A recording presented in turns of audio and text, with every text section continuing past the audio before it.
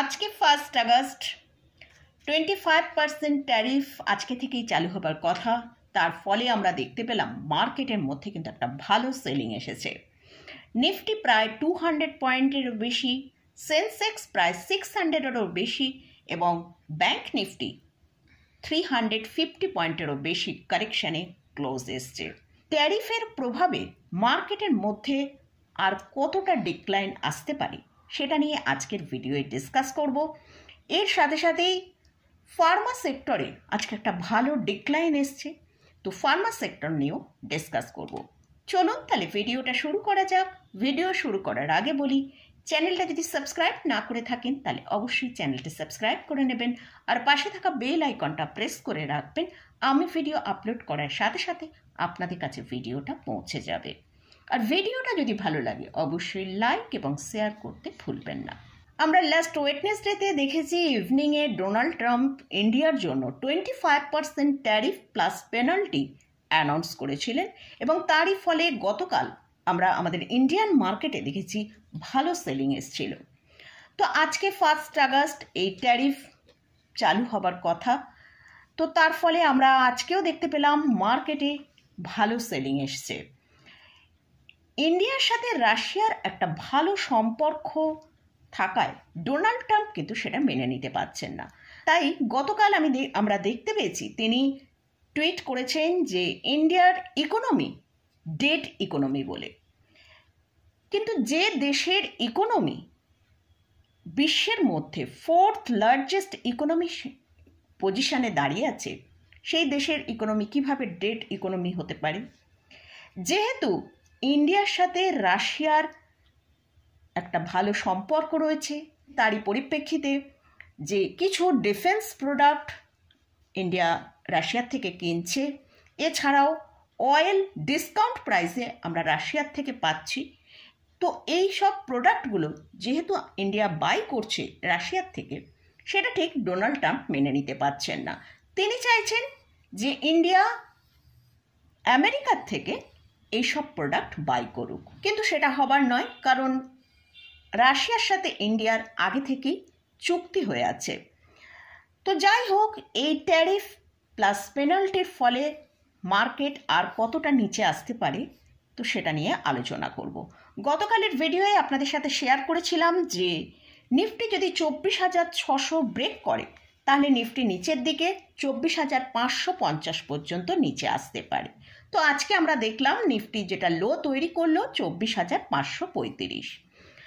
তো এই যে মার্কেটে সেলিংটা এসছে, এর মেন কারণগুলো হচ্ছে এফআইসরা কন্টিনিউ সেলিং করছিলই, তো আজকেও তারা কিন্তু একটা ভালো সেলিং করেছে। ডিআইসরা লোয়ার লেভেলে বাই করছে, কিন্তু এফআইসরা এত স্ট্রং সেলিং করছে যার ফলে কিন্তু আমরা মার্কেটে সেলিং প্রেশারটা অনেক বেশি দেখছি। আর রিটেলারদের কাছে অলরেডি তারা পজিশন হোল্ডিংয়ে রয়েছে, তো তাই রিটেলাররা কিন্তু বাই করছে না। তো তার জন্যই এফআইসদের সেলিংয়ে মার্কেটকে আমরা এতটা নিচের দিকে আসতে দেখতে পাচ্ছি। তো এই ট্যারিফ নিয়ে আমরা লাস্ট এপ্রিল থেকেই দেখছিলাম যে মার্কেটের মধ্যে একটা ভালো আপ ডাউন হচ্ছিল। তো এই ট্যারিফটা কিন্তু মার্কেটের উপর খুব বেশি এফেক্ট হবে না, কারণ অলরেডি মার্কেট কিন্তু এই ট্যারিফকে অনেকটাই অ্যাবজর্ব করে নিয়েছে। কিন্তু আমরা যেটা দেখতে পাচ্ছি, নতুন করে যে পেনাল্টি লাগাবার কথা হচ্ছে, সেটা কতটা পেনাল্টি আসবে সেটা এখনও পর্যন্ত কোনো স্থির হয়নি। তো সেই ব্যাপারটা কিন্তু মার্কেটের কাছে একটা অনিশ্চয়তার মধ্যে রয়েছে। তো আমরা একবার নিফটির চার্টের দিকে ফোকাস করব। তো আমরা প্রথমে নিফটির ডে চার্টটা ওপেন করছি। সেখানে আমরা দেখতে পাচ্ছি নিফটি কিন্তু অনেক আগেই তার 50 ইএমএ, যেটা 24,914, একে অনেক আগেই ব্রেক করে নিচের দিকে ট্রেড করছে।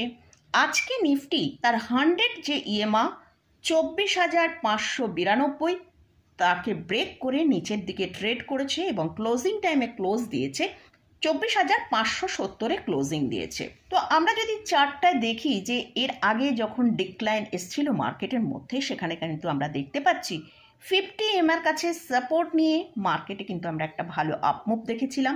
কিন্তু আজ নিফটি তার 100 ইএমএকে ব্রেক করে নিচে ট্রেড করেছে। নিফটি হয়তো আমরা শর্ট টার্মে নিফটিকে নিচের দিকে 24,200 পর্যন্ত আসতে ইমিডিয়েট দেখতে পেতে পারি। তো কারণ নিফটি তার ডেলি বেসিসে যে 200 ডিএমএটা আছে সেটা 24,179 কাছে।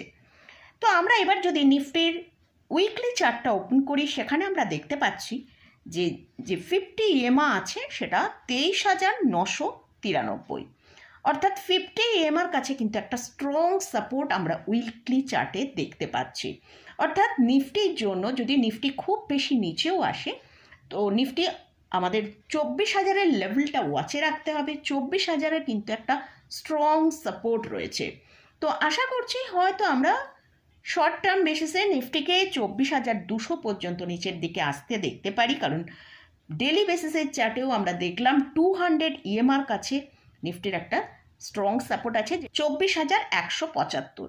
যদি এটাকে ব্রেকও করে তাহলেও কিন্তু নিফটি 24,000-এর লেভেলে স্ট্রং সাপোর্ট রয়েছে। তো দেখা যাক মার্কেটে কীরকম ট্রেড হয়। তবে যেটা মনে হচ্ছে পেনাল্টিটা সম্পর্কে আমরা বা মার্কেট সবার কাছেই আমাদের কাছে এখন কিন্তু কীরকম কি পেনাল্টি লাগবে সেটা অজানা আছে, এটাই একটা আনসার্টেনিটি আছে। মার্কেট নিয়ে ডিসকাস করলাম। তো এবারে আসছি, আজকে আমরা ফার্মাস ইন্ডেক্সের মধ্যে ভালো সেলিং দেখলাম। তো কেন ফার্মা ইন্ডেক্সের মধ্যে এতটা সেলিং এসছে সেটা নিয়ে এবারে ডিসকাস করব।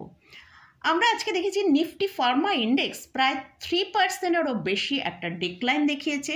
এখন নিফটি ফার্মা ইন্ডেক্স ট্রেড করছে 22,033-এর কাছে ট্রেড করছে। তো আজকে এই ডিক্লাইনটা কেন এসেছে সেটা নিয়ে পরে ডিসকাস করছি। তার আগে আমরা নিফটি ফার্মা ইন্ডেক্সের চার্টটা ওপেন করব। সেখানে আমরা দেখতে পাচ্ছি তো ফার্মা ইন্ডেক্সটা তার হায়ার লেভেল থেকে এখন প্রায় 8.5% নিচে ট্রেড করছে। তো আজকে আমরা দেখলাম যে এই ফার্মা ইন্ডেক্সের যে 50 ইএমআ যেটা 22,151 তাকে ব্রেক করেই আজকে ক্লোজিং দিয়েছে। তো এই ফার্মা ইন্ডেক্সের জন্য যেটা এখন স্ট্রং সাপোর্ট আছে 100 ইএমআর কাছে, সেটা হচ্ছে 21,890। যদি এই সাপোর্টটাকে ব্রেক করে তাহলে কিন্তু আরও ভালো সেলিং আসা সম্ভব। তো আজকে কেন মার্কেটে নিফটির এই ফার্মা ইন্ডেক্সের মধ্যে এতটা সেলিং কেন এসেছে? কারণ আমরা দেখেছি ফার্মা ইন্ডেক্স প্লাস তার সাথে সাথেই ম্যাক্সিমাম যেসব লার্জ ক্যাপ স্টকগুলো আছে সেখানেও কিন্তু ভালো সেলিং এসছে। তো ফার্স্ট যে কারণটা সেটা হচ্ছে ডোনাল্ড ট্রাম্প তিনি 17টা ফার্মাসিউটিক্যালস কোম্পানিকে, তাদের দেশের যে 17টা ফার্মাসিউটিক্যালস কোম্পানি আছে তাদেরকে ওষুধের দাম কমাতে বলেছেন, এবং সেটা 60 দিনের মধ্যে। তো এই নিউজের পরিপ্রেক্ষিতে কিন্তু আমাদের ইন্ডিয়ান স্টক মার্কেটে যেসব লার্জ ক্যাপ স্টকগুলো আছে সেখানেও কিন্তু আমরা একটা ভালো ডিক্লাইন দেখতে পাচ্ছি। তার কারণ আমাদের এসব যে সান ফার্মা, ডক্টর রেড্ডি, এরকম বিভিন্ন কোম্পানি ইউএসের থেকে কিন্তু একটা ভালো রেভিনিউ তারা জেনারেট করে। তো তার জন্যও কিন্তু এইসব কোম্পানিগুলো আনসার্টেনিটির মধ্যে রয়েছে যে এই যদি ওষুধের দাম কমানোর ব্যাপারটা হয় সেক্ষেত্রে কিন্তু একটা নেগেটিভ নিউজ সেই কোম্পানিগুলোর ওপরও হতে পারে। এছাড়াও ফার্মা ইন্ডেক্সে কীরকম ট্যারিফ লাগবে সেটা নিয়ে কিন্তু এখন ঘোষণা হয়নি। তো সেটাও একটা ম্যাটার যে ফার্মা ইন্ডেক্সের জন্য কত পার্সেন্ট ট্যারিফ লাগবে। তো সেই জন্য কিন্তু এই ফার্মা ইন্ডেক্সের মধ্যে আমরা একটা ভালো সেলিং দেখতে পেলাম। তো এই নিউজের পরিপ্রেক্ষিতে আজকে আমরা সান ফার্মার মধ্যে 5% এবং ডক্টর রেড্ডির মধ্যে প্রায় 3.85% ডিক্লাইন দেখলাম। এছাড়াও অন্যান্য বড় বড় কোম্পানিগুলোর ভেতরেও ফার্মাসিউটিক্যালস যেসব স্টকগুলো রয়েছে সেই সব স্টকের মধ্যেও ভালো সেলিং আমরা দেখতে পেয়েছি। তো মোটামুটি মার্কেট নিয়ে আলোচনা করলাম। এই ট্যারিফের ফলে মার্কেট কতটা নিচের দিকে আসতে পারে, কারণ আমরা দেখতে পাচ্ছি যে আজকে নতুন সেশন শুরুর ফার্স্ট ডে ছিল এবং ট্যারিফও আজকে চালু করা হয়েছে। তো তার ফলে মার্কেট কিন্তু একটা ভালো নেগেটিভের মধ্যেই ট্রেড করেছে।